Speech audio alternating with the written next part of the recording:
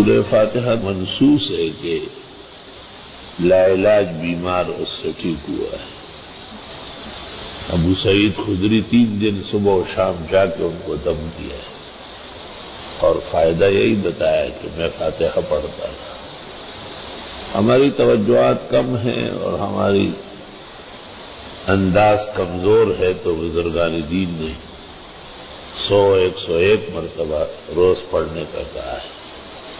غزالی نے احیاء میں اور حافظ عراقی نے تخریج میں لکھا ہے کہ مجرب و مشاہدہ ہمارا ہر طرح کی پیچیدگی اور پریشانی اللہ اس سے دور فرماتے ہیں۔ کہتے کسی کو بخار بھی ہو نا، ویسے طبیعت ناساز ہو تو آپ ایک دفعہ فاتحہ پڑھ کے اس کو دم کرے یا دعا کرے، فائدہ فوراً ہو جائے، اور 2 دفعہ اور 3 دفعہ تو ارواح تک پہنچتی ہے۔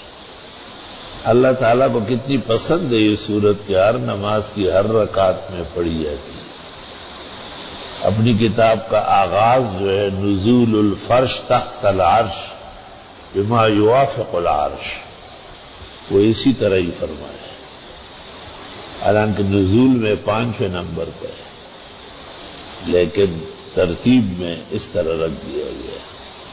اور کہتے ہیں قرآن مجید کی ہر سورت میں سورہ فاتحہ موجود ہے۔ فاتحہ فی البقرہ، فاتحہ فی آل عمران، فی النساء، فی المائدہ، فی الانعام، فی الاعراف، فی الانفال، فی التوبہ، فی سورۃ یونس، فی ہود، یوسف، رعد، ابراہیم، حجر، نحل، اسراء، کاف، مریم، طٰہٰ الی آخر القرآن، ہر سورت میں سورہ فاتحہ ہے۔ اب دیکھو آخری سورت کو اب دیکھیں، قل اعوذ برب الناس ملک الناس الہ الناس، تو یہ لگا دیے پھر فاتحہ کہ الحمدللہ رب العالمین، قل اعوذ برب الناس مالک یوم الدین ملک الناس، ایاک نعبد و ایاک نستعین الہ الناس، من شر الوسواس الخناس الذی یوسوس فی صدور الناس۔ یہ دعا کا ایک طریقہ ہے کہ دشمنوں کو اللہ کے سامنے کرتے، من الجنۃ والناس، 2 دشمن ہے، یا جنی ہے یا انسی ہے، 2 دشمن یہاں فاتحہ میں ہیں، مغضوبین اور ضالین، غیر المغضوب علیہم ولا الضالین، تو لفظ بلفظ سورہ فاتحہ سورہ والناس میں پائی جاتی ہے۔ یہ قرآن کی عظمت اعجاز ہے اور ربط ہے، تناسب ہے، شان نزول ہے، اور یہ ایک عجیب کارنامہ ہے۔